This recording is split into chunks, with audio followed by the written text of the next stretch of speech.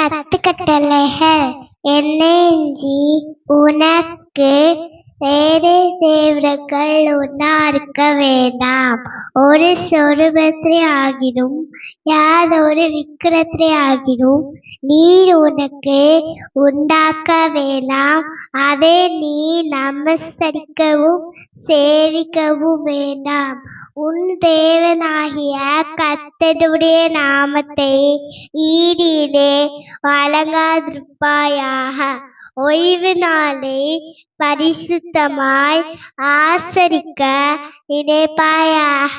உன் தகப்பனையும் உன் தாயையும் கனம்பண்ணுவாயாக. கொலை செய்யாதிருப்பாயாக.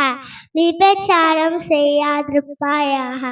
களவு செய்யாதிருப்பாயாக. பிறனுக்கு விரோதமாய் பொய் சாட்சி சொல்லாதிருப்பாயாக. பிறனுக்குள்ள யாரொன்றையும் மிச்சியாதிருப்பாயாக.